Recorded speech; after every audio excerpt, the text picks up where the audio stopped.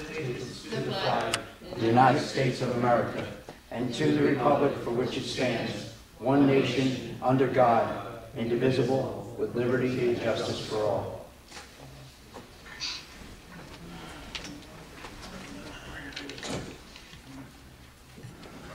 This regular meeting of the Township Council is being held in accordance with the schedule of the meetings of the Township Council established and adopted by the Township Council, which schedule designated the time and date and place of this meeting. Adequate public notice of this meeting has been provided pursuant to the Open Public Meetings Act.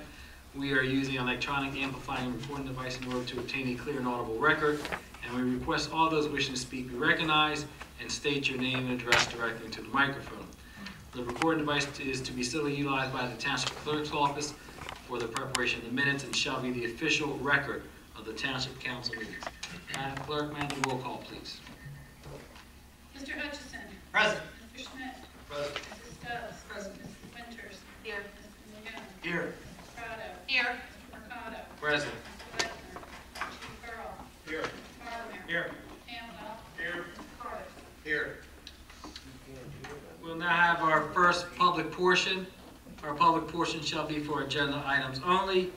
If you're interested in speaking about the ordinance, there is a public hearing for that, so that's separate from the public portion. Anyone wishing to speak on the agenda item, please raise your hand. Seeing none, we'll close the first. Miss, there's a second hearing for the ordinance. Seeing none, we'll close the first public portion. RFQ report. Deferred compensation plan. Entertain a motion. So moved. Is there a second? Second. On the question, roll call.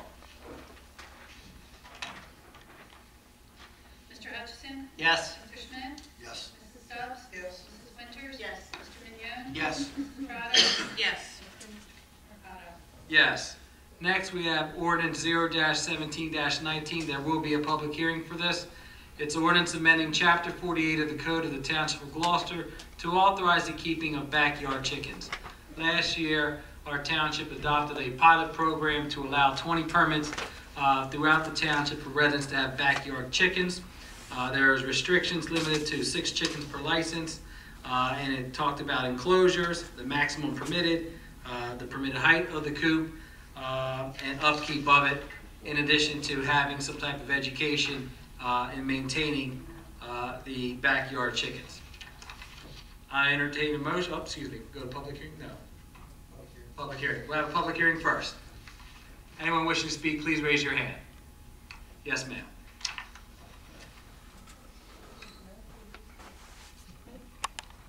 Good evening, Council. My name is Charlene Orzakowski. I live at 18 Stonegate Court in Blackwood, New Jersey. With regards to the proposed ordinance, I still have some uncomfortability issues with regards to your pilot program that was incepted in May of 2016. When I asked at the last council meeting, I asked if there was a written report with regards to that study. I was informed by Mr. Mercado, who answered, said no, there was no written report, that there was some, I guess, polling of some neighbors that gave information, and I had asked again if there would be any consideration to compile that report, whether it was a poll or whatever. I think that this should be reduced to writing. Is there any reason why there is not a written report? Personally, I don't see the need for a report. Okay, but a study is a study, a feasibility is a study, and there's some conclusion that should be drawn from that report in order to substantiate for you to go forward. Thank you for explaining to me what a report and study is. But I don't need your condensation either, okay? You're very condescending on that remark. Okay. So let's start off on a good tone. Start I off. personally don't see the need for a study of a report. There's a pilot program. We issued licenses. I believe they were under 10, 7 throughout the township. We had workshop meetings that were held. This was held over a 3-month period. We had individuals that spoke in front of council. It was publicized in front of to the general public. It was in the media. No, I personally don't see a need to have a study. So I guess we'll disagree on that. Okay, we have the right to disagree. Yes. I think if I could just comment on that. when we, and I think we commented on this the Yes. last meeting that we were here, there were several months that went by that council reviewed information that was compiled. Excuse me, I can't hear what he's saying. There was several ordinances reviewed from surrounding towns and also out of state. There was a lot of reports that were given in the council. And I really don't think the intent of the pilot program was to conduct a further study. I think the intent of the pilot program, council can correct me if I'm wrong, when they instructed me to draft it, was just to allow it for a temporary period to see how it works, to see if there were complaints coming in, to see if there were zoning issues with it or code enforcement issues with those that were coming in for licenses. And I don't believe there were many licenses that were requested, and ran through the pilot program as far as my office is concerned without receiving any issues or reports from code enforcement or the clerk's office. So I don't really think it was for council to be out there doing a study. At least that's not what was in my mind. It was just put the ordinance out there and let's see how it functions within the town. Okay, then can I ask then, how did it function within the town? With those 7 applicants or anybody else, any neighbors, was there any input? The clerk, from what I understand, there was one call in, but I don't think there were any complaints that I'm aware of. No complaints came in during I'm not asking about just complaints. I mean, like I said in the very beginning of last council meeting, I'm not opposed to the ordinance of anybody having chickens. What I am opposed to is some of the factors that I think that council has not really taken into consideration. And one of the things that I want to ask council is, why isn't this a zoning issue? Why is it a council issue? I'm sorry. I didn't understand that question. Why is this Well- not a zoning issue? Why is it a council issue? It's an ordinance. It's a regulatory ordinance, Okay. so it makes it permitted how it's drafted on the limited nature and the criteria that's set forth and limited the number of licenses. Okay. Do you know what type of breeds of chickens are allowed? No, I'm not aware of what type of breeds of chicken are allowed. Okay, so if I'm an applicant and I ask, are there any restrictions, then you couldn't answer that question for me. I don't issue the permits, Madam Clerk. I mean, excuse me, I'm addressing you as, Miss, I'm asking a question, okay? You asked me a question, I'm asking the clerk a question. So allow me some time to respond to you. Okay. Please, thank you. Are there any restrictions about the breeds of chicken? When they come in, they'll say, I want a chicken permit. Mr. Carlemere, we don't have any restrictions There's listed. no restrictions, and I don't believe there was anything that I reviewed or council reviewed during the study period before the trial ordinance was established that set forth a different breed of chicken. okay, so then an applicant can possibly get their chickens through a mail order house. Right? There's nothing restricting that. Nothing in the ordinance that restricts where the chickens come from. I think you should look into that, council, because it could be a problem if you don't know where your chickens are coming from and what breeds of chickens are coming into the area. That's just a personal statement. At the workshop meeting that I attended and was invited to, you had mentioned that an applicant will be required to fulfill a course, a class. I had asked if it was a live seminar taught by an individual or if it was a video course, and I was not able to get a response. Has anyone figured that one out yet? It is a online course. An online course.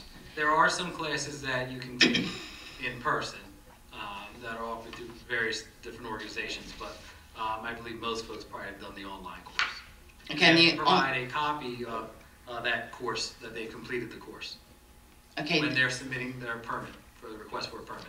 And do you have any idea what the course content of that outline, or the outline of that course content is on that course? No, but when we were researching it, Mr. Carlemere was reaching out to other municipalities to see what was included in their ordinance. They had indicated that this course was available, whether it was an online course or an in-person type course. So that's what we modeled our ordinance after. Does, in fact, when they apply for the permit, are there any, let's say, is there any substantial information that's given to an applicant where there may be some, there may be a potential problem or hazard if they have young children, or if the applicant is pregnant, or if there's anyone in the household that's pregnant? Are they given that information? Not from our office, Madam Clerk, no. Okay.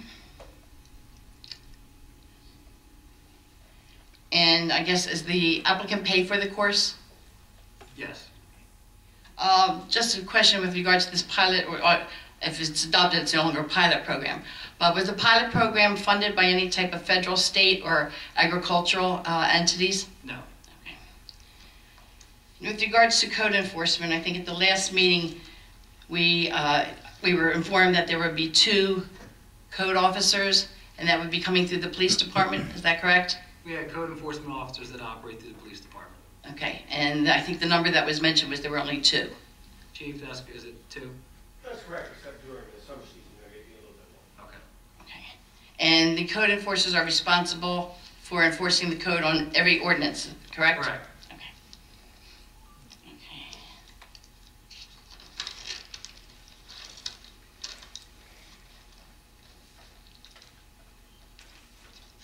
Just bear with me a moment, please. I just want to check my notes.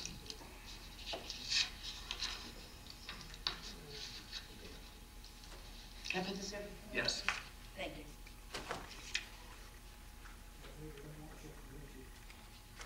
Okay, again, I'm just going to ask council to amend a portion of their ordinance based on the content of what is included in your outline. You're stating again that the coops can be 5 feet 6 inches high, but you're requiring a 4-foot fence, and it just doesn't make sense to me. And if somebody can explain to me why the 4-foot fence, when the structure or the coop can be 5 feet 6, why you wouldn't change the 4 feet to a 6-foot fence? Correct me, my colleagues on council, but when that was discussed at our council meeting, I think we didn't want our homeowners or those that were interested in a permit to incur additional costs. Do you guys recall that conversation? Yes. As long as the coop was of a certain height, we were fine with keeping their existing fence at the size or the height that it's at. Has council taken into consideration again my comments at the last council meeting with regards to a restriction on the size of the lot? No one has brought that to my attention since the last meeting. Because it has not been discussed. The person with a 1/4 acre can't have these chickens? I had asked that the council amend the ordinance, the proposed ordinance, to restrict it to a 1/2 acre or to an acre. I don't think there's very many properties in this town. Excuse me, I'm sorry. I don't think there's very many properties in this town that would meet that qualification. There are. Not very many. There are. More than you think. I live Not in, where I live. and I live, there's about 45 homes in my neighborhood. None of them are over even close to that. I just think that that would be overly restrictive. I think when we were going through the initial work on the ordinance for the pilot or trial ordinance, we talked about that, and that's why the provision was put in there that the chicken coop and enclosed run shall be set back at least 20 feet from the habitable portion of any neighboring residential dwelling, and in addition shall be set back no less than 5 feet from the property line. Okay, so then an example would be if my neighbor's property line is here, and if my property line, their back of their house is here, and if I have, I'm the neighbor, and if I have an extension, if I have a 16 by 16 addition, the measurement starts from where my property ends, correct? Well, it's 5 feet from the setback line, but it has to be 20 feet from the habitable portion of any neighboring residential dwelling.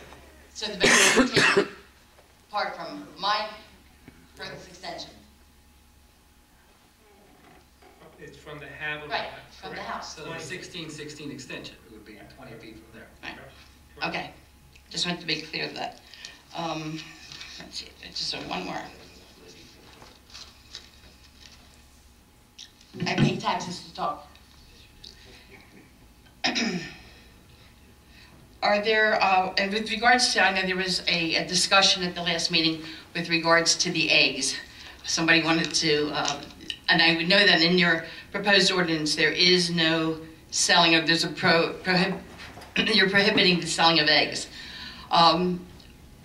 Again, from a health reason, I've done some issues, and I'm not going to reiterate what my concerns were at the first council meeting with health issues. I think you all know that. I've surfaced them already.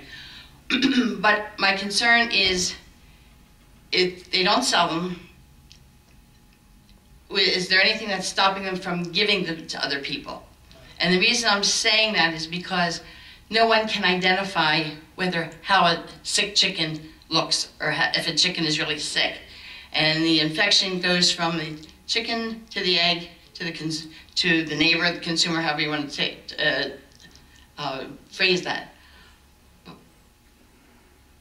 There's nothing in the ordinance that prohibits that. It's just the selling of the eggs. Okay, just the selling of the eggs. Is the health department involved in any way, shape, or form in regards to this program moving forward?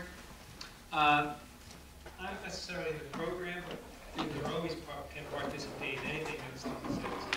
But this was also part of the program through sustainability program through Camden County and also the state of New Jersey. This is part of a sustainability program Right. that has been mirrored off of other municipalities as well. Okay, now, am I the only person that is asking for a change in the ordinance? Am I the only person in Gloucester Township that's concerned about this matter? I don't know, Ms. Worsakowski, I don't know if there's anyone else speaking against this ordinance. Okay. Do you have any other questions? I know there's some folks that have some hands raised regarding this ordinance. So you're dismissing me? No, I'm not dismissing you, Ms. Worsakowski. Okay. I'll limit it to one more question, I believe I have. Will there be an inspection at all of the structure of the coops? There is, let's see, if there's a violation, there's a code enforcement violation. If there's a violation of the ordinance, yes, they would go out and take a look at the property. Okay, now what time, at what portion would that be done? Before the chickens come? So in other words, the coop is going to be there. If you have to have the coop before you have the chickens. Okay, so is the coop going to be inspected before the chickens come to make sure it's in compliance? Now, if there was a complaint that was filed with the municipality, they would go out and take a look at the coop. But no, code enforcement will not go out and take a look at the coop before, if you receive chickens. Now it seems like you're firefighting instead of fire preventing. I don't have a comment for that. Okay. Okay, well, thank you for your time. I appreciate it. Thank you very much. Is there anyone else? Yes, sir.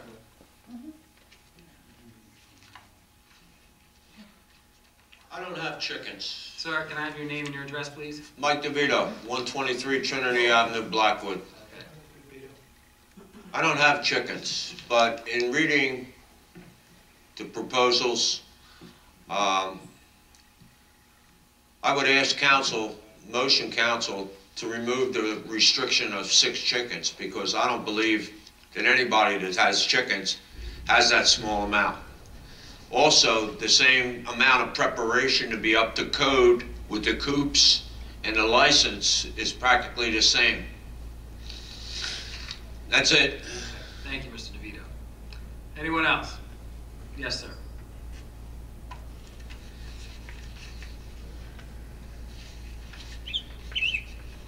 Evening, Council. Mike Atanasio, 5 Cedar Creek Drive in Glen Oaks. So I'm one of the permit holders for the pilot program for the chickens. Just wanted to thank the council for starting this pilot program up. It's been nothing but a glowing success in my little neighborhood. I have the neighbors' children coming over, bringing their friends from school all the time to learn about the chickens, to see them, to experience farming on a small little quarter-acre plot. My nephew came over, pulled a carrot out of my garden, looked at it, it was dirty, and he threw it on the ground and said, "I want a clean one."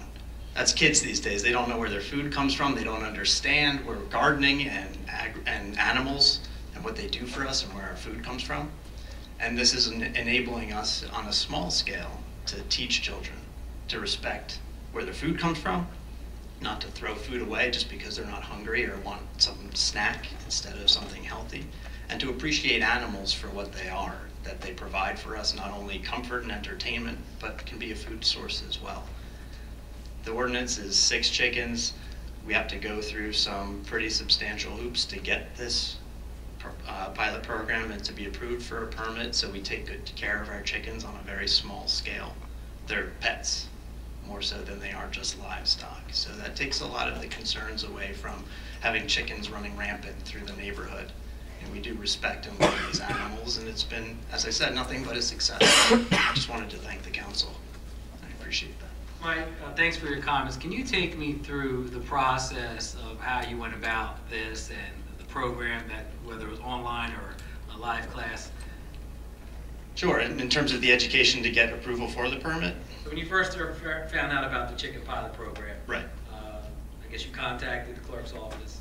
Absolutely. Well, I was here for the initial process, and it's something that I had been researching on my own, just as part of that back to nature mindset that I have. So before even coming to apply for the permit, I was knowledgeable. And knowing some of the other permit holders, I know we're all of the same mindset, that we didn't just jump into this and say, hey, we can have chickens, let's go spend a couple $100s to build a coop and see what happens. There's a lot of research to make sure this was something that was sustainable, maintainable, and that wouldn't upset our neighbors, because we have to live here too. In terms of the online course that I found, I did a little research in terms of going to an in-person one or online, and from the outlines of the courses that I found, there was a negligible difference. So it was a convenience factor to do the online course, which I did find very educational and taught me things that I hadn't learned yet in my own research. And the online course, was there a topic that addressed maintaining the coop? Absolutely. It's one of the most important aspects to having the eggs, which is the big draw of having backyard chickens. Sick chickens don't lay eggs. So you really do need to maintain that coop to be clean and healthy, not only for human standards, but for the animals as well, who are even more susceptible to things like smells and odors and dust and pollutants. If they have those, they're not going to lay, they're going to be sick, and no one benefits from that. Thank you very much. Any other questions? Was there any discussion of health concerns, or if a coop is not maintained, the possible health concerns that could lean towards or lends itself to chickens becoming sick? Was there any type of discussion like that? In terms of the educational content of the course? Yes. Absolutely. Yes, they did discuss that. It's stressed number 1, number 2, and number 10 on the list is keep your chickens clean and healthy. Anything else I can help out with? I'd love to talk about that. No? Any more questions for us? No, just wanted to thank you again.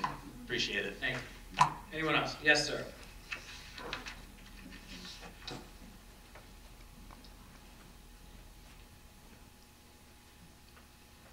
Bigwood, Timber Birch section. Thanks, council, for, first of all, I am the pioneer of the backyard chickens. I am the person that came here in February and asked you guys, can I have chickens? And you all looked at me. And we went through 6 months. I came to every single meeting. I explained everything. If she wants to know if she has any questions, I'll be glad to answer them. I'd like to reiterate what Mike just said. We spent a lot of money on these coops. I have $1,000 wrapped up in my coop. I have 6 chickens. I get on an average of 3 eggs a day. They will not lay eggs when they're sick. My wife, as you know, when I first came, she has dementia.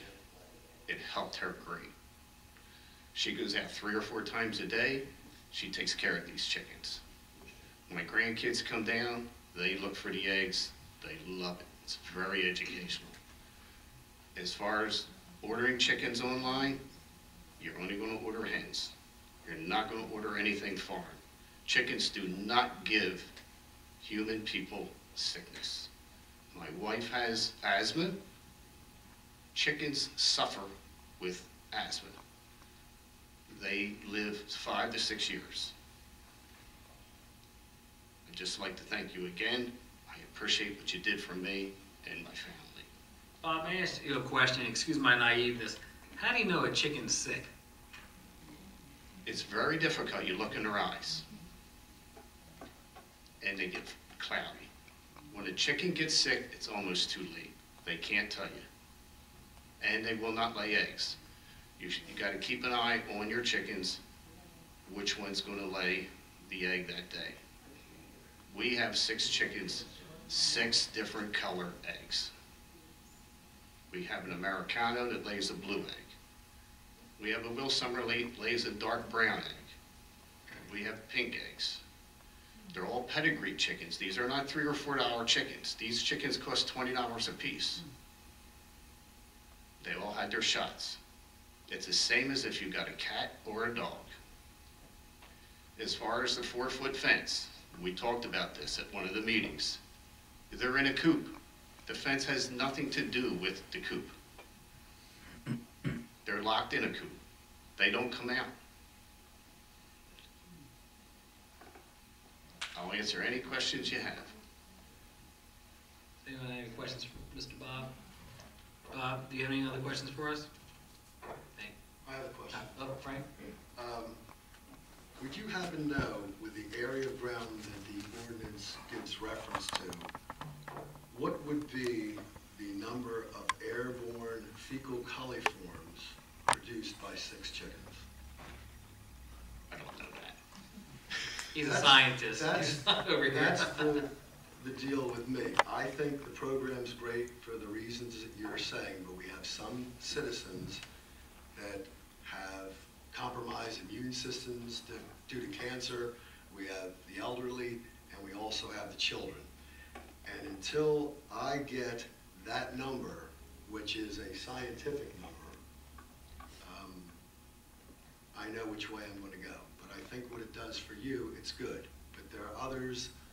We're here for all the citizens. And even if there's a small amount of citizens that could be compromised by this, it could be a health concern, which is... What I do know, I don't think it can be any worse than a dog. I picked, my backyard backs up to Somerdale, Terrace Avenue. People walk by and I pick it up all the time because they think they're outside and nobody sees them, but I'm picking that up. Chicken manure is very good for your gardens. Correct. That's what I do know. I never heard, and I'm not trying to be funny, I never heard of anybody dying from a sick chicken, a person. I never heard of a person getting sick from a chicken. I'm not trying to be funny either, but as a small child, my father put chicken manure on our front yard for fertilizer. My basketball went into it, and I broke out with hives. So I'm not trying to be funny either. But is it what he fed the chicken? I mean, he purchased the chicken manure from a vendor, so we don't know what it was fed. But that's why I have some concerns. My chickens are, and us guys that have our backyard chickens are organic chickens. We don't feed them anything. They're just strictly organic. Anything that you don't want to eat, you don't feed your chickens. They're like birds, outside birds. You know, you can get something from a hawk that goes out in the yard.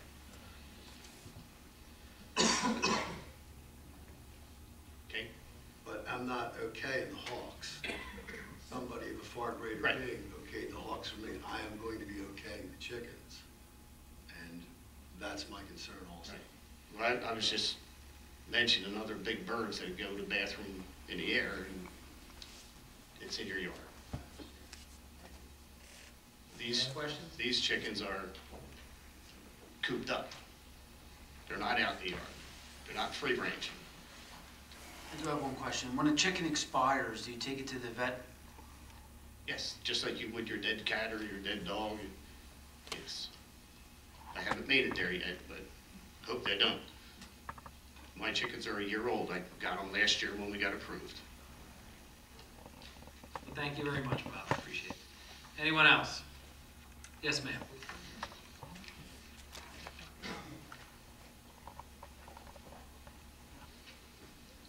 Hi, I'm Sherry Heim. I also live in Timber Birch. It's actually my father. So, and we got chickens because my kids, we live 2 houses from my dad. I have 5 kids. Their ages are 19 to 8. They spent all day in his chicken coop. They weren't out on the streets. My 19-year-old brings his friends over to come play with chickens. My 8-year-old brings her friends over to play with chickens. They help clean the coop. They do everything. It's been nothing but the best learning experience for them. They eat healthy eggs. My husband had high cholesterol. He doesn't anymore. They're organic eggs. They're almost cholesterol free. Like, there's just been nothing at all bad about any of this. My kids love it. Our neighbors love it. Our neighbors have brought their kids over to see our chickens, play with them. Our house backs up to somebody else, same as my dad's. People walk by our house all day long, and all they do is say how neat these chickens are. They can't believe there's no smell. They can't believe there's no mess. It's been great. There hasn't been anything negative for us about it. So I know you had concerns about kids. That's why I just want to let you know. Our kids, my daughter literally rolls around in the coop. So she's, no rashes. She's 8. She's 8? She's 8. The study I read was the children were 5. Well, and my 9-year-old has a heart condition, and he also is in there with the chickens, and we've had no bad effects on him as well. So that's it. Thank you very much. Yes, sir. I think you ought to pass this ordinance. Sir, have your name, please? My name is Jay Michaels. I live in Ariel. I think you should pass this ordinance because there's nothing negative about a chicken. People have dogs. They crap all over the street. They don't pick it up. A chicken stays in the yard. He don't go anyplace. The chickens can't make a mess. They don't know how to make a mess. There's nothing negative about a chicken. They eat all the garbage. Just like the guy said, there's no waste. Pass it, and you're a little remiss in your building. Your ordinance should, the building should be a little bit bigger, because people are going to have to get in the building to clean it out. And if it's a small building, they can't get in it to clean it out. Your building has to be at least 5 foot. You got a little tiny lady, she can't get into it. The building's got to be bigger. And a 4-foot fence is good. The coops are 5 feet, sir. Pardon? The coops are 5 feet. Okay, it's got to be at least 5 feet high, at least. And 4 to 5 foot fence would be good, but they don't need a whole lot of room. But you gotta let them get outside. You can't keep them just in a coop. All right. Thank you very much. Thank you. Yes, sir. Thank you, sir. My name is George Clark. I live at 1750 Hybrid Place, which is in the Cherrywood townhouses. I applaud the eloquent speakers that we've had that are in favor of this ordinance. They seem to be very responsible owners. They seem to be very responsible people. What I have an objection to and a problem with is how many chicken ordinances are you going to have?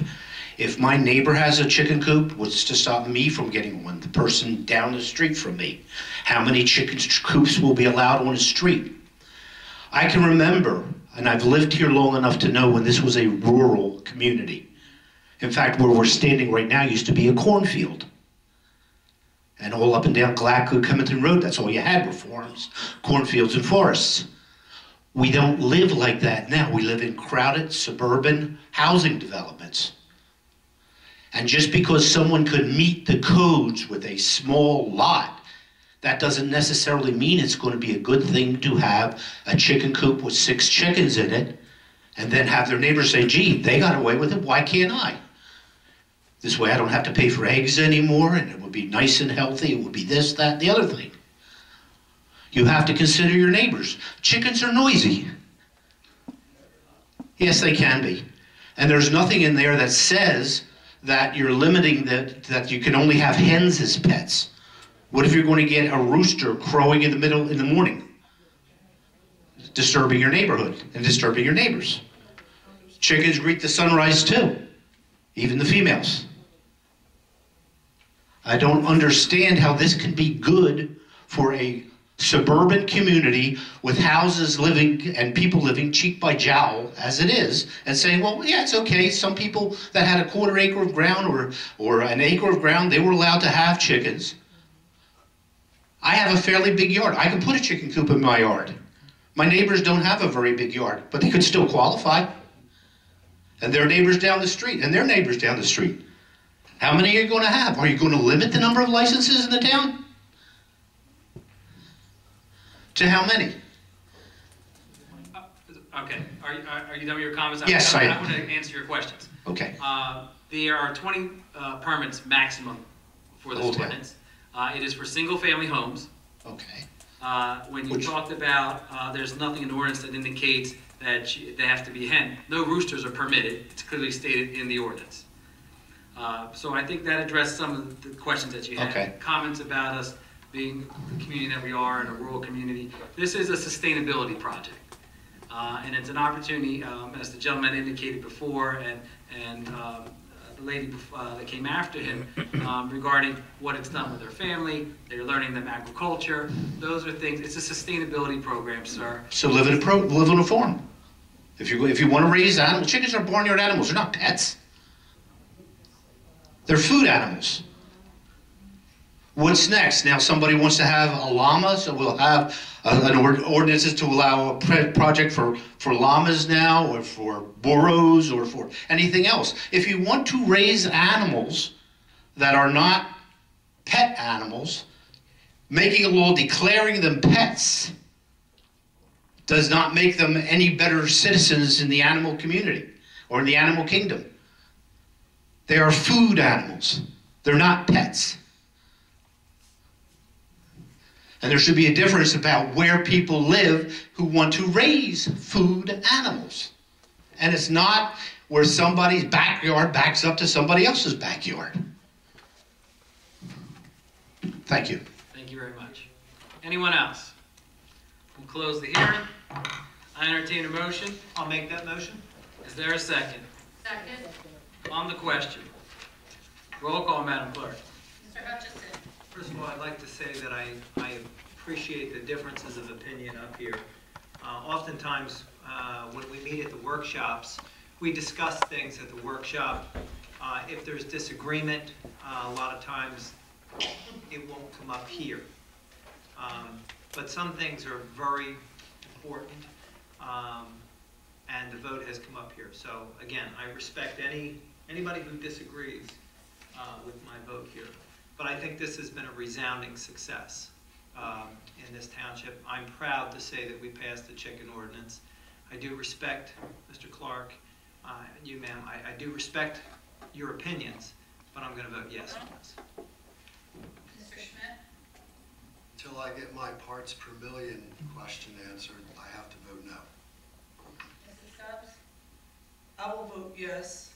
And again, my reason being, I look at someone having 3 or 4 dogs that lives next door to you, and your neighbor getting a dog, and your neighbor getting a dog, and the parts per million of the fecal matter of the dog. And dogs are, as we know, people do not pick up after their dogs.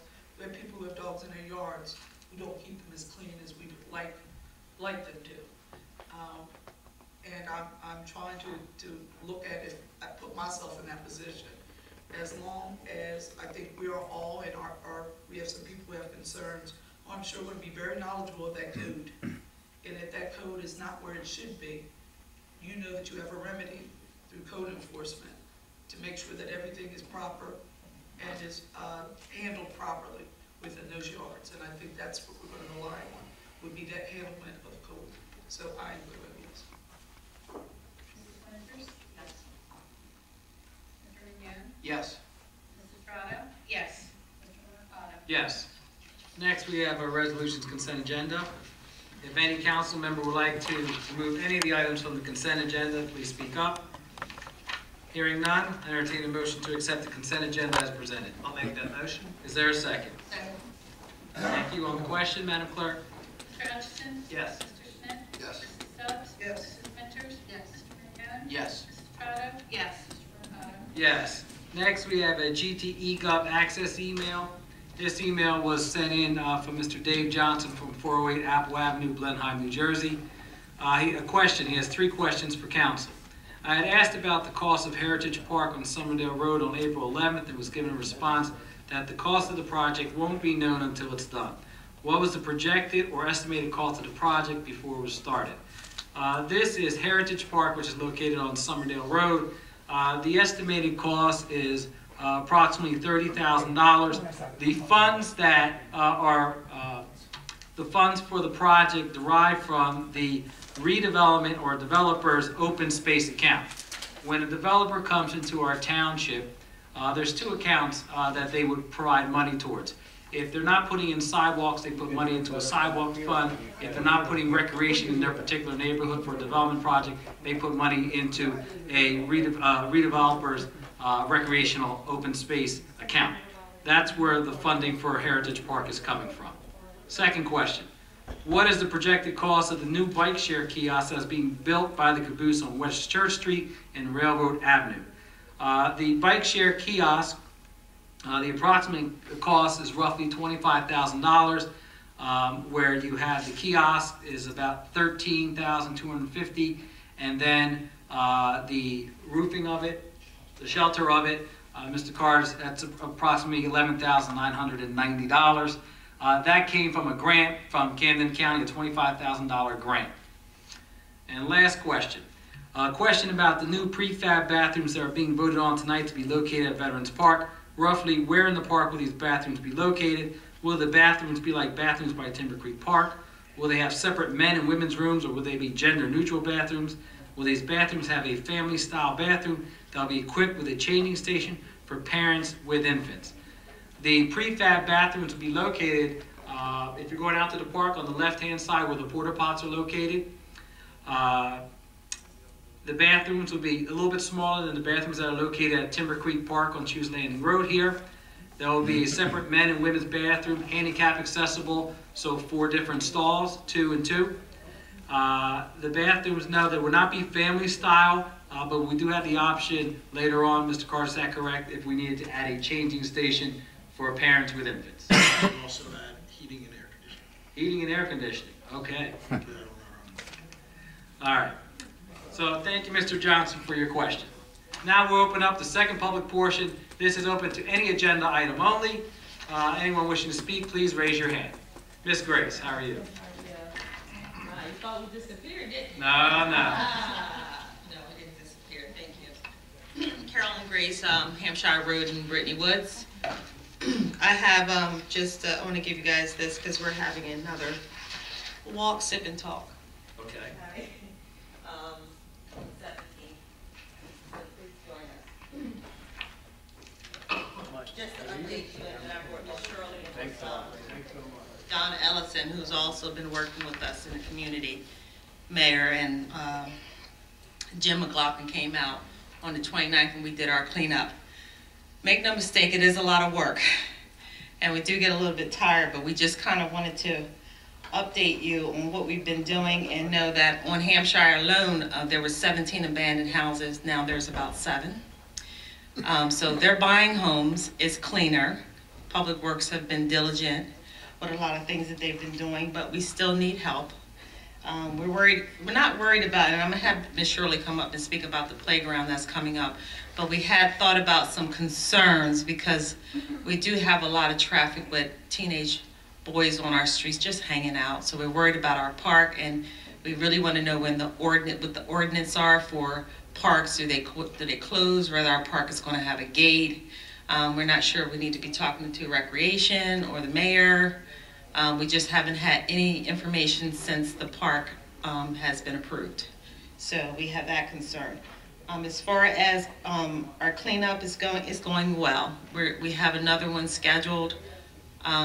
We still have to meet with the mayor, but we also have National Night Out that we're going to work with Jen with and work on that. We have an upcoming project called Adopt a Mailbox, and we're hoping to get you guys involved because Brittany Wood is a curbside appeal thing that we want to do, and it's horrendous for horrible mailboxes. So we're hoping that maybe council can come up and help us with some ideas on how we can raise money to help get mailboxes replaced in Brittany Woods. Those who can pay will pay.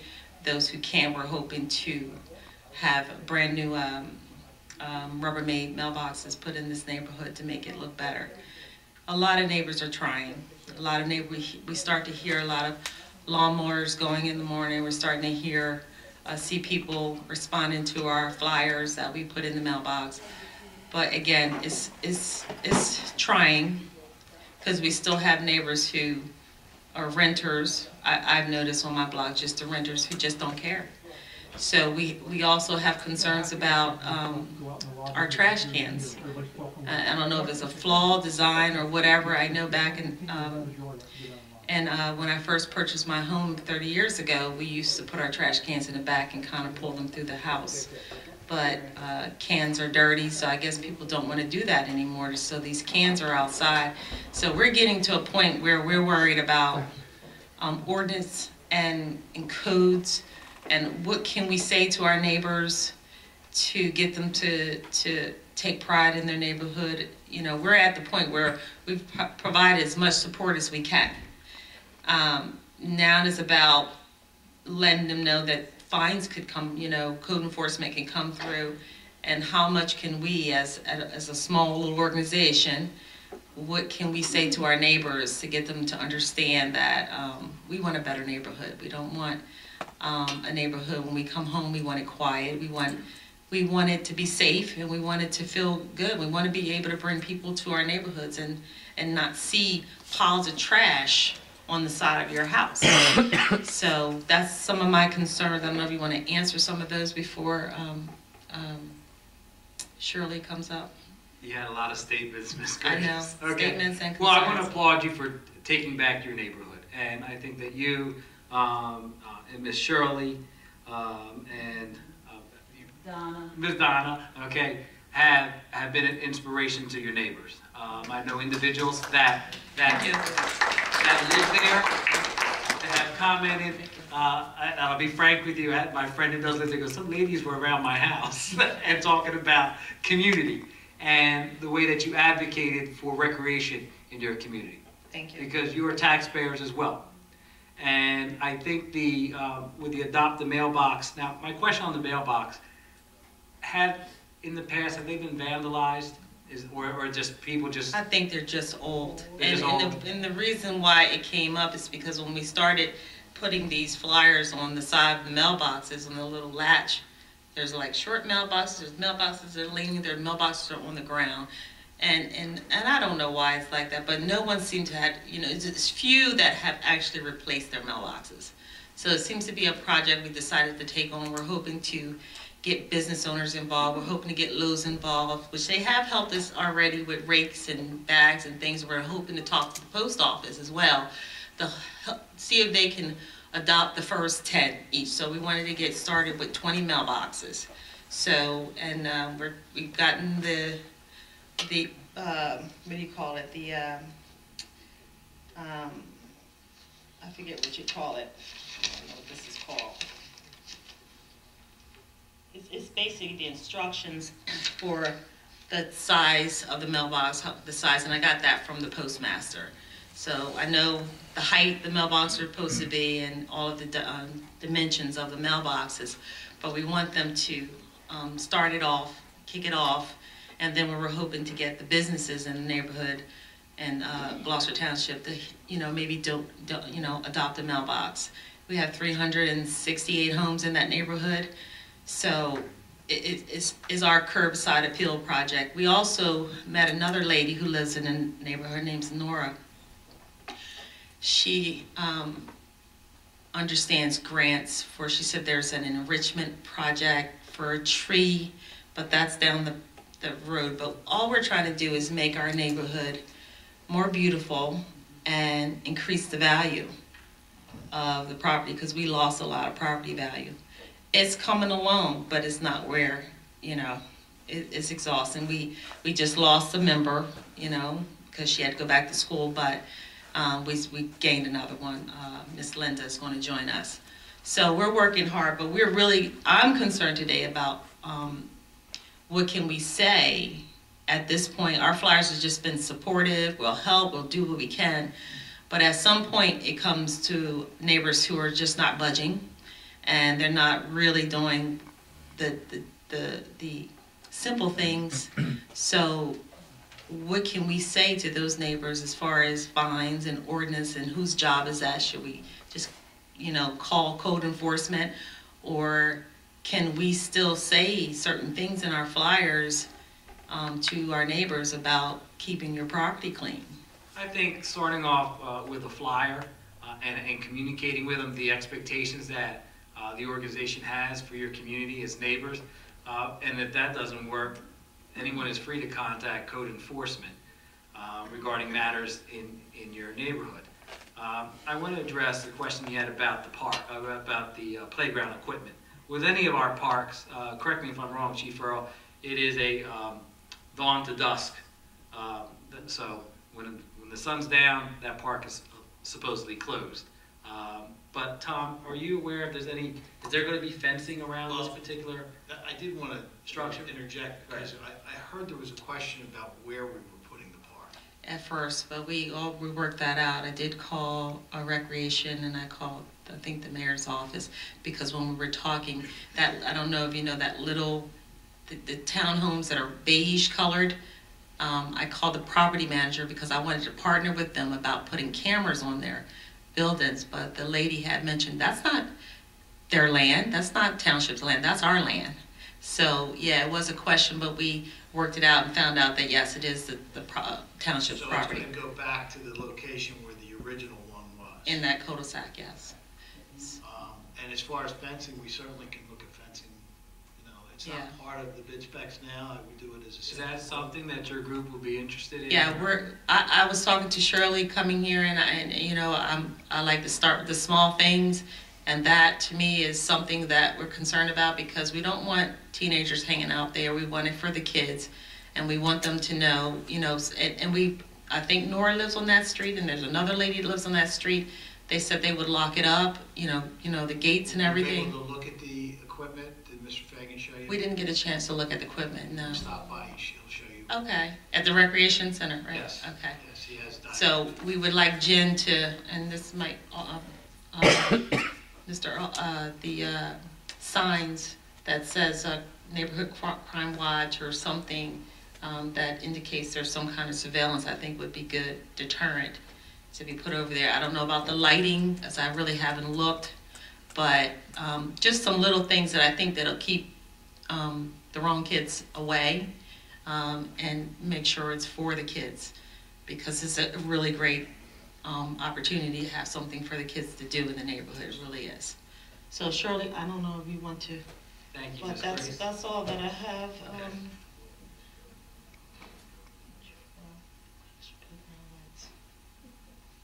Thank you, So Ms. please, Grace. and feel free to join us. We're just gonna walk on the 17th and see the progress that's been made.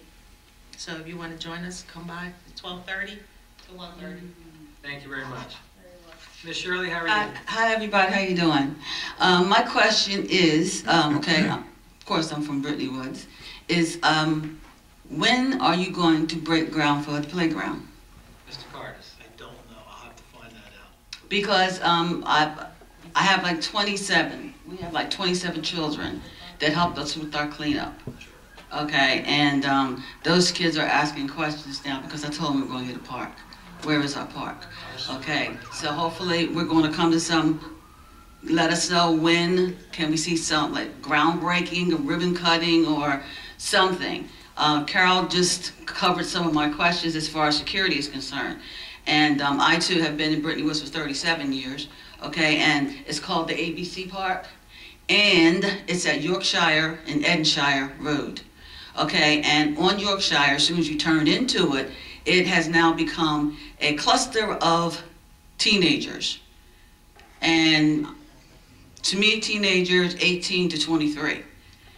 And I don't like the element.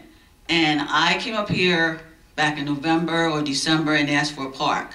And I don't want the township to put aside all this money to give us a park and then have to close it because of the element that I see. I'm very nosy. I do my neighborhood. I ride around. I take names. I talk to people, you know, and I notice a lot of things, okay? And one of the things that I'm noticing, there's too much negative traffic near that park, okay? Because we did our cleanup. That was one of my streets to clean up.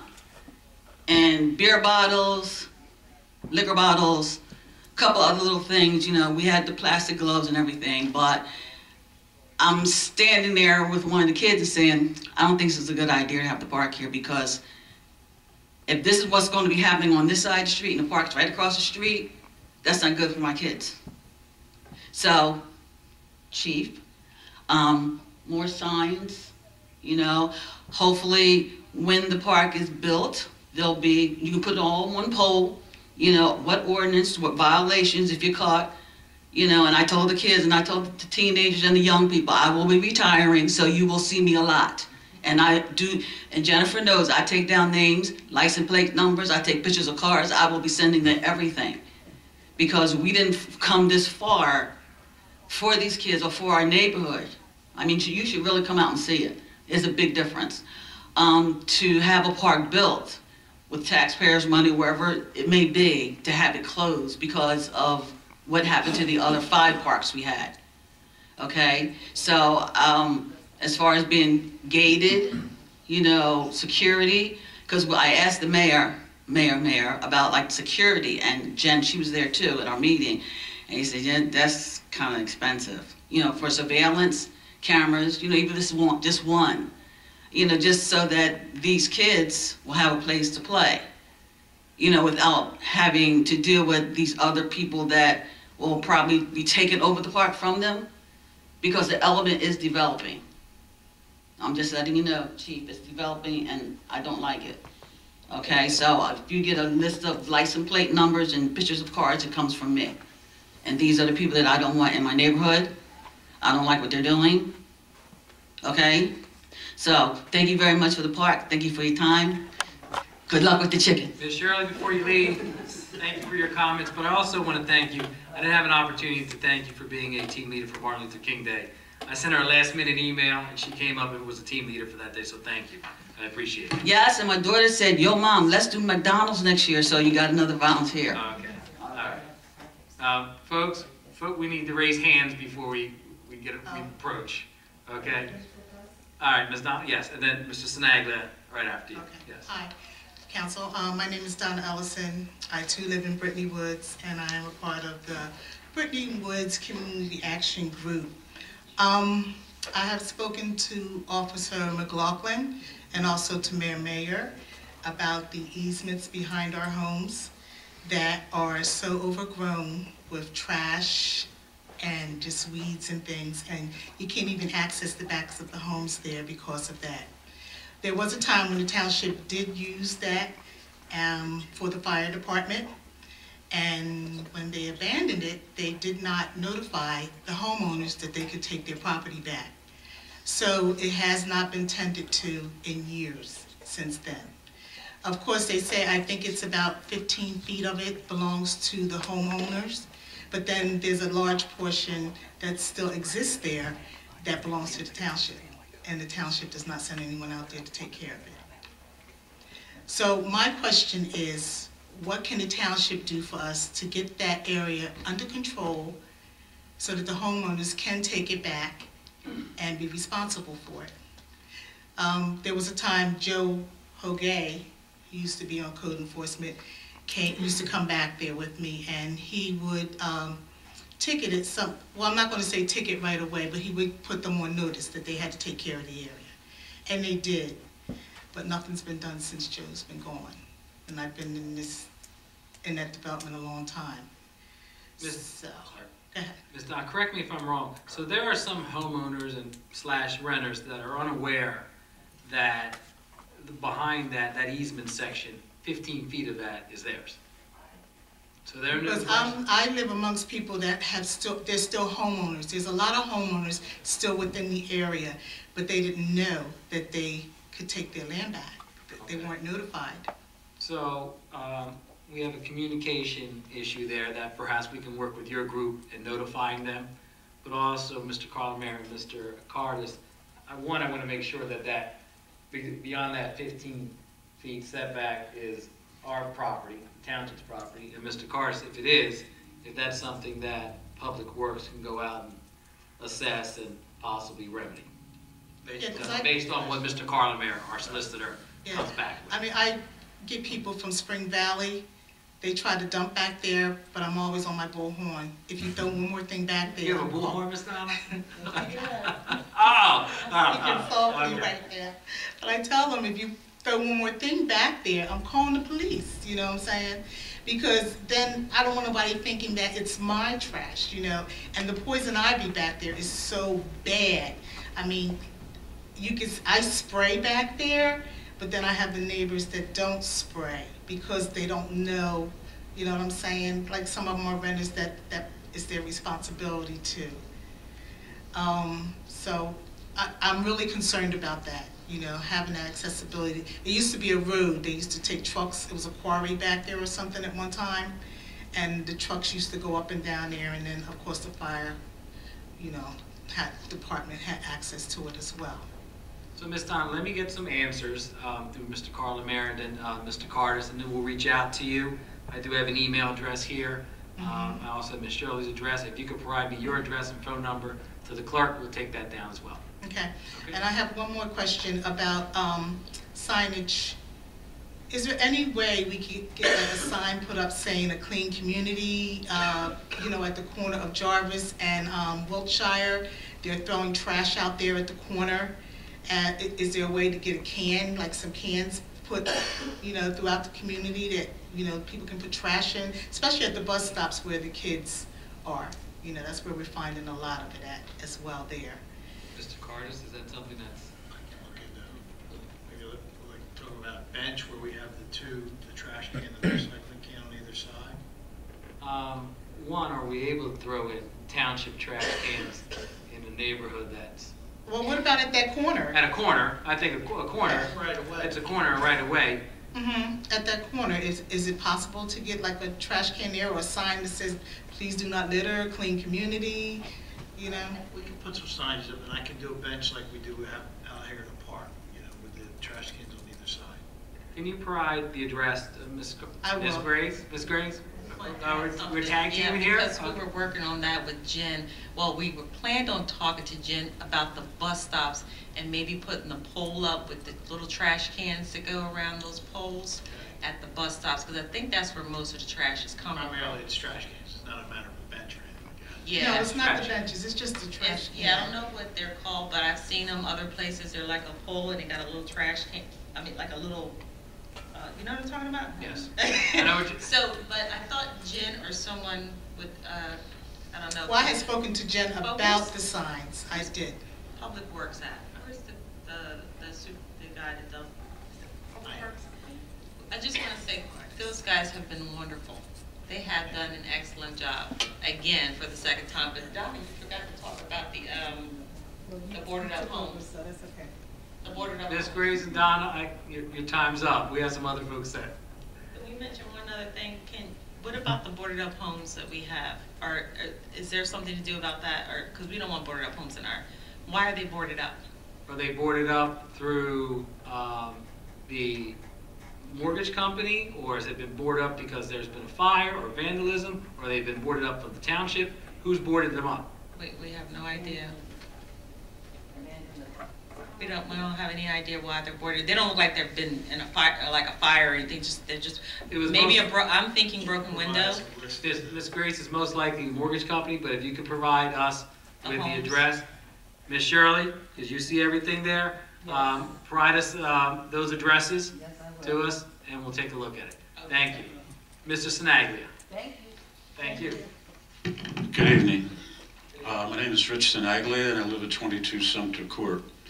Back in the fall of 2015, I contacted the Public Works Department to come out and take a look at the situation in front of my house where whoever did the paving didn't pitch it right, and it's eaten away some of the paving that was in front of the house. As a result, water lays in there. In the wintertime, it freezes. In the summertime, I'm concerned maybe there might even be mosquitoes just laying there.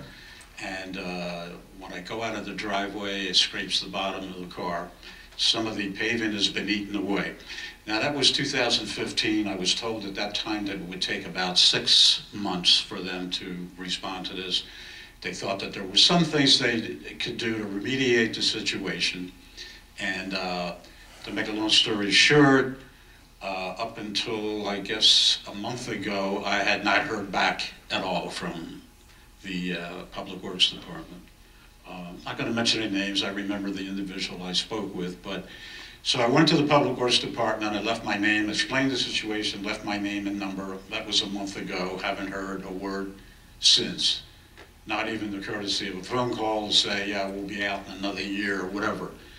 I figured, well, okay, let me go right to the mayor's office, which I did. I went to the mayor's office, did not speak to the mayor directly, but spoke to his clerk or secretary, whomever it was.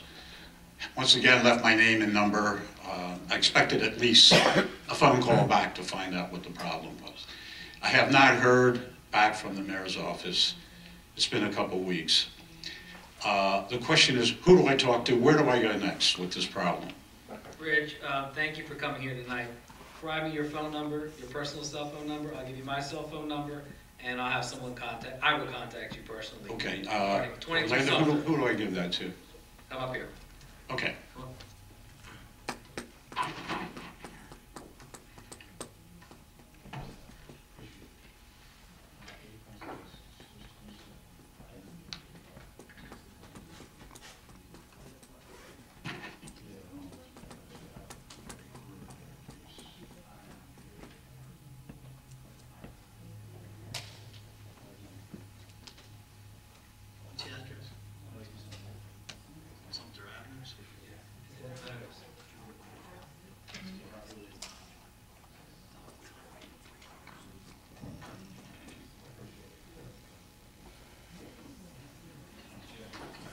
Thanks, Rich. Anyone else? Yes, ma'am. Hi, my name's Joanne Pagaro and I live at 10 Sumter Court. My question is, I have a house next door to me where the grass is so high. I've been calling for someone to come out and mow this grass or do something with it. No one responds to us.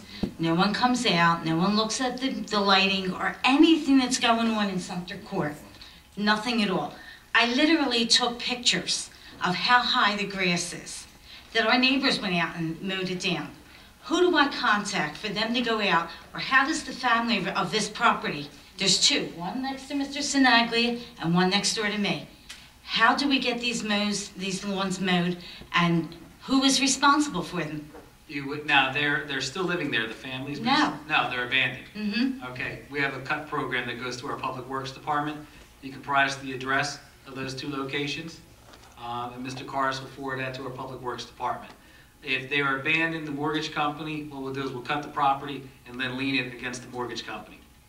I think it has to go through code first. Code? Okay, so I jumped a step. Yeah, Okay. and then once code approves it, we'll go out and cut it. But I think And then the family will be billed, is that how it goes? or- Mortgage company. The mortgage company. Suppose there isn't a mortgage on that property. place a lien against the property. Okay. And I have one more question. How long does this all take?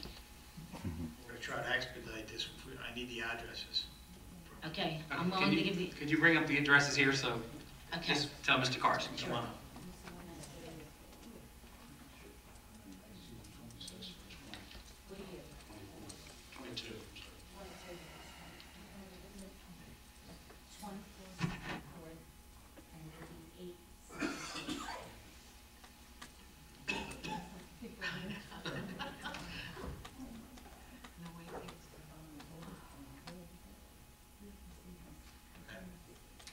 Chief, I'll talk to you tomorrow morning.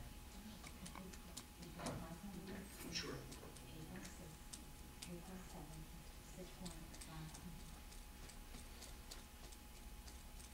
That was Joanne. Joanne. Okay. Thank you. Ms. Joanna, do you have any other questions or comments? All right, thank you very much. Mr. Polidoro.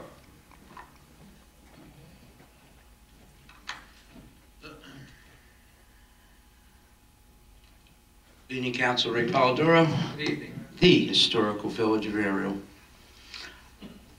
Last year, I believe you guys described the tax situation as the perfect storm, unaware that the schools were raising taxes, the county was raising taxes, and you yourself had a 12% increase in the property tax. Created a perfect storm, most devastating to a lot of people in the township. I just read this afternoon that the county freeholders have approved a budget that looks to increase by way of taxes $6.6 million. Now, the township, if I'm not mistaken, is the collector of all taxes and then distribute it out to the different entities, correct? Correct. Now, with this tax increase due to the increase in budget, you will be notified at what time, now that they just did this Friday, at what time would you normally be notified that the county is looking for an increase in taxes from Gloucester Township's portion of that increase in revenue that they're looking to procure by way of taxes? Tom, can you give me a sec? When does the county notify us?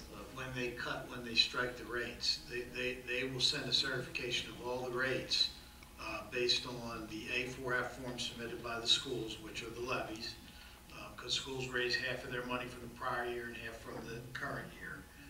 They also will put in the county, they'll put the fire districts in, they'll put ours in, and then we get a certification that we use then to send to have our tax bills printed.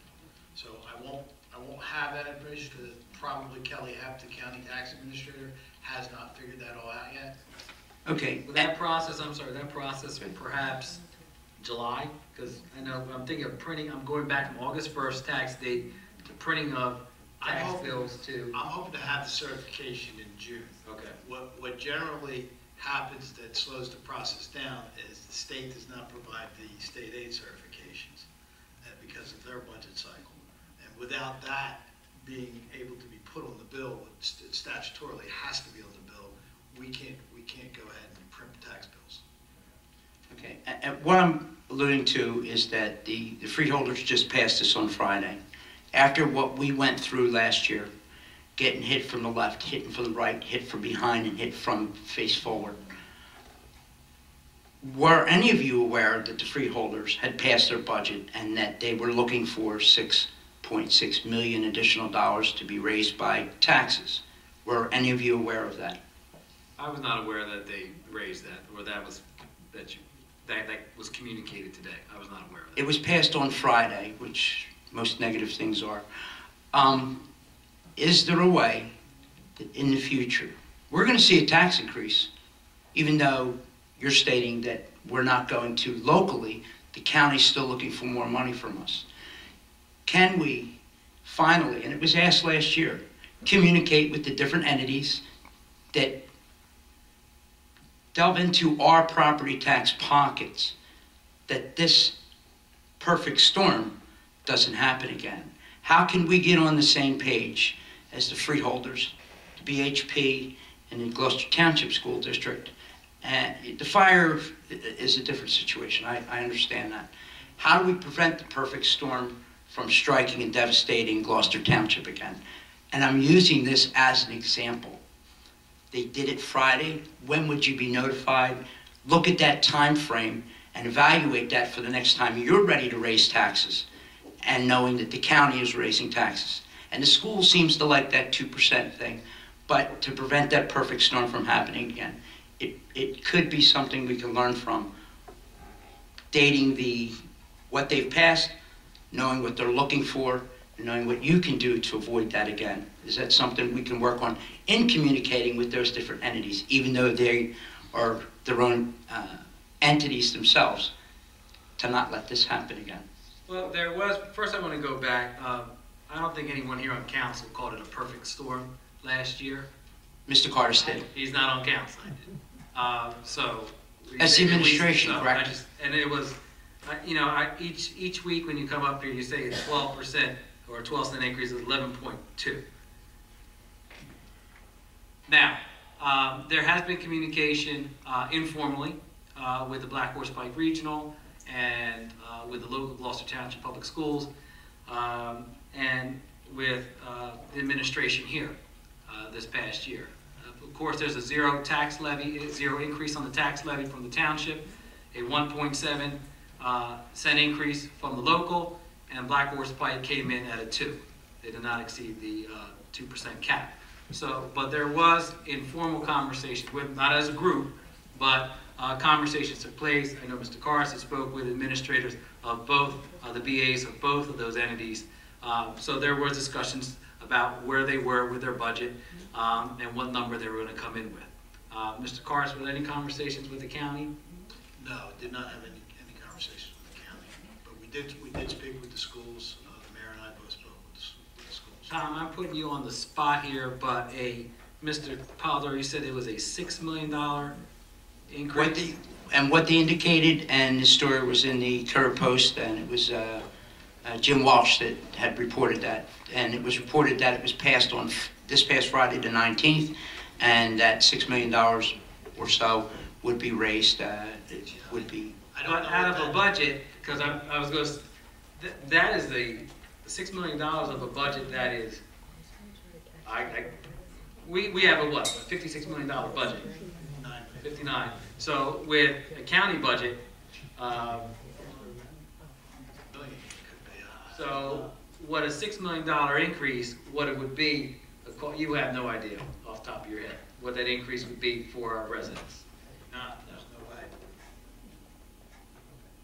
I'll get some answers. I Well, want to see what a $6 million, I want to see what a $6 million increase is for a budget that could be in the hundreds of $1 million. I mean, I'm assuming it's $6 million in appropriations, not $6 million. It's around 71 million. What? Is their budget? 371.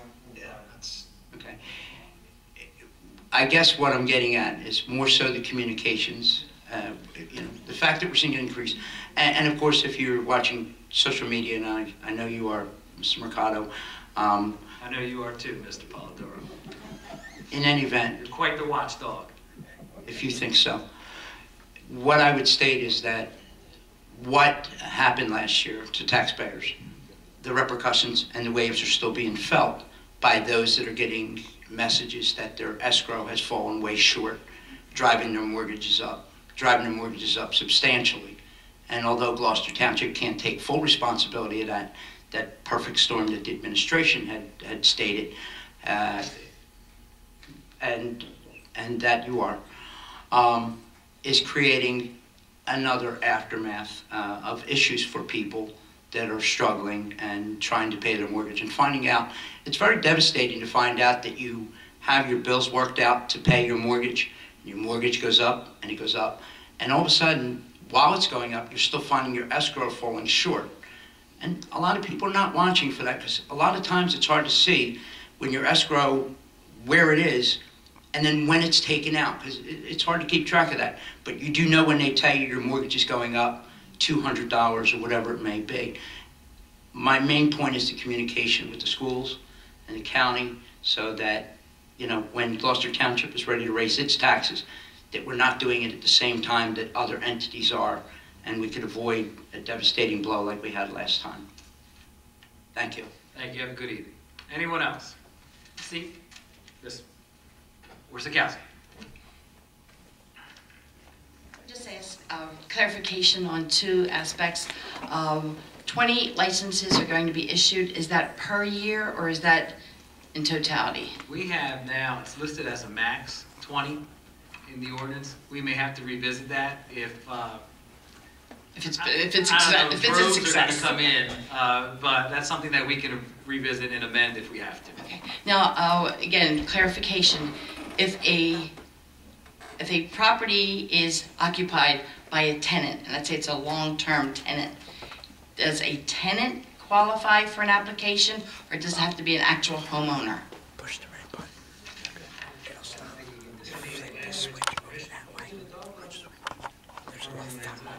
I would think a tenant would be qualified so long as they have landlord consent. Okay. Okay, thank you very much. Have a good evening. Thank you. Mr. Williams.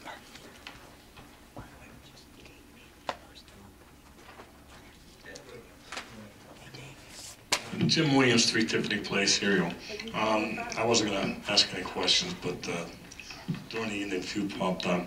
3 ladies that were here, I don't think it was that they knew that on properties, they were saying about there are renters there that don't care their properties and that, but the landlords are responsible for that. Eventually, you could go to the landlord, not the renters, right? Correct. So the landlord should be responsible and notified that the property's not up to date or not being taken care of. Unfortunately, there are certain neighborhoods in our community where when someone is renting in the neighborhood, they don't put as much effort into the upkeep of their property. Right. And I want to thank Tom for, I was here about 2 months ago about a home on Bromley Drive in Sturbridge Oaks. They're cutting the grass now and everything, but it's starting to deter a lot faster.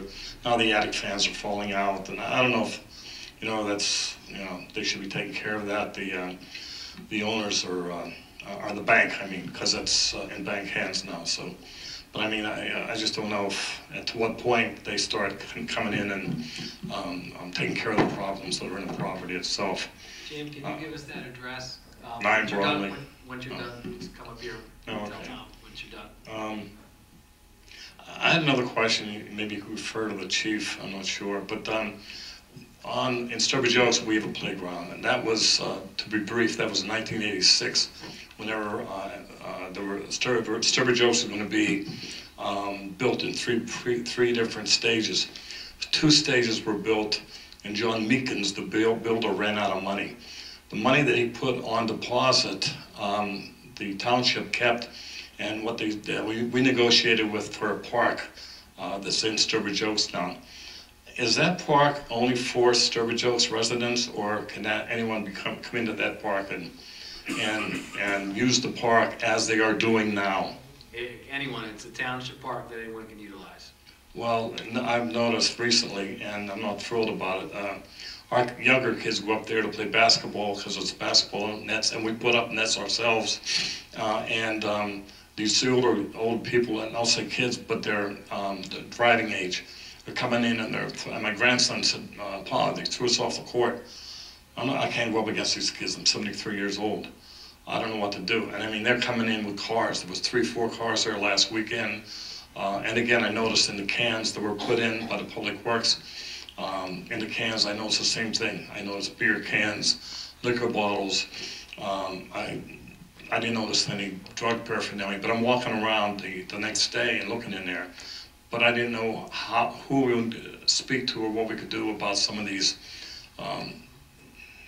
They're not kids, these older, they're adults coming in using the baskets and or the park and throwing the kids off out of there. It can be maybe policed or someone come in and just maybe ask for ID or look at them, or, I mean, they're not doing us any good in there. Jim, generally when do they tend to throw kids off the park? Saturdays and Sundays, sometimes on a Friday night they're in there. And you know what, it can't be doing us any good either, because some of them are sitting in cars, some of them playing basketball, so they're not, they're not there for any good when they're sitting in the cars. I think that's something that we police department can monitor. The chief's taking notes there, Jim. So thank you for that. That's it. Thank you very much. If you can bring your address. Anyone else? Seeing none, we'll close the second public portion. Polling of directors. Chief Farrell? Nothing to report, thank you. Mr. Barlow? Nothing to report. Mr. Campbell? Nothing to report. Nothing to report. Mr. Hutchinson? I wanted to thank everybody for coming out this evening. Mr. Clark, I did listen to you. I considered what you said. So thank you very much. Have a good night. Mr. Schmidt? I'd like to thank everyone for coming out this evening. Thank you for your comments. And I have some brochures that I'll put on the desk for the Gloucester Township Memorial Day services fastly approaching. Thank you. I thank everyone for coming out this evening, and drive safe. Mrs. Winters? I would just like to thank everyone for coming out, and their comments were greatly appreciated. Sunday we went to, a couple of us, Orlando and I went to the St. Baldrick's. It didn't sound right when I was saying it. St. Baldrick's event up at the Palace, which is a wonderful fundraiser for pediatric cancer. It was a great event, beautiful day, so many, it's the first time I've ever gone. Just a nice event with more people than I thought would be there. It was really, a nice time to spend walking around outside, and nothing else. Thank you. Everyone have a great night and a wonderful holiday. Thank you. Thank you all for coming out. I appreciate the information shared, and have a safe and good holiday weekend. I want to thank everyone for coming out this evening. A couple announcements. There is a movie night in the park at Veterans Park here on Friday night.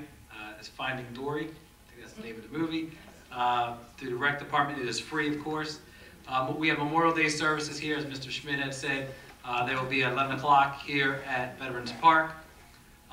The St. Baldrick's event that Mrs. Winters talked about, that raised $33,000 for pediatric cancer. And the woman that spearheads that, the individual, is Debbie Simone. She's the Gloucester Township School Board member.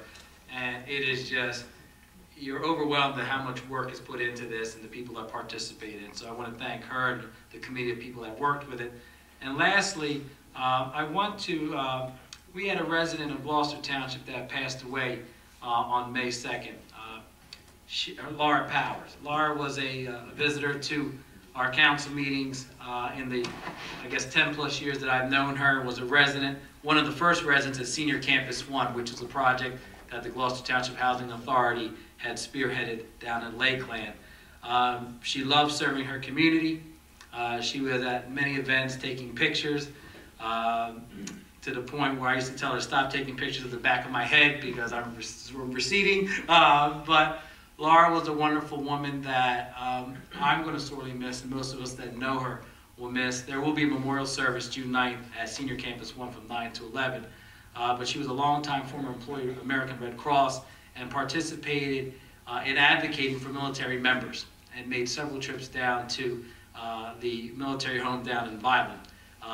An avid photographer, a lot of her photos hang in a lot of Camden County locations throughout the county. So if you could please keep her and her family in your prayers. And with that, I entertain a motion to adjourn. So, all those in favor? Aye. Thank you. Have a great evening.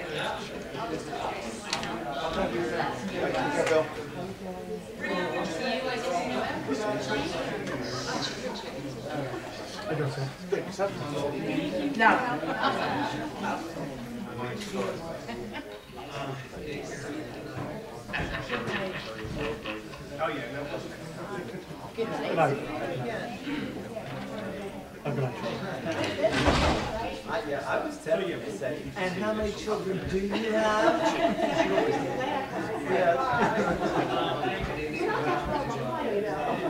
I'm done. I got my brother.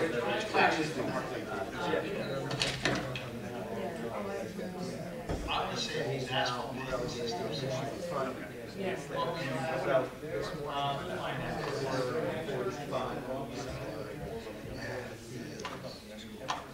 Yeah, I mean, I can.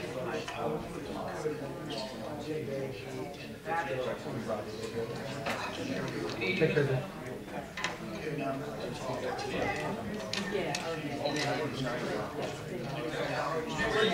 Take a walk around. Additional mailbox each time. He's like looking at you. All right.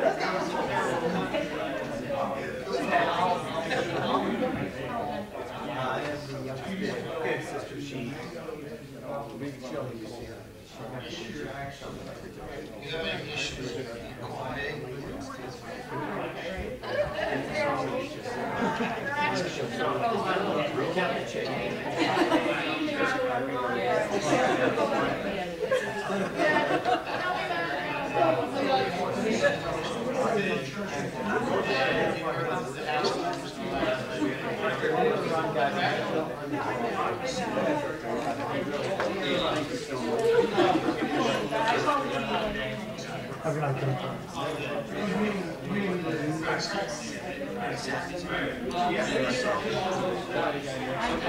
Yeah.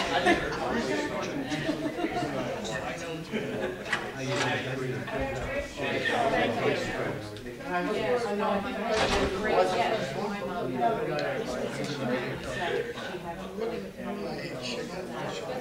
a good night, everybody.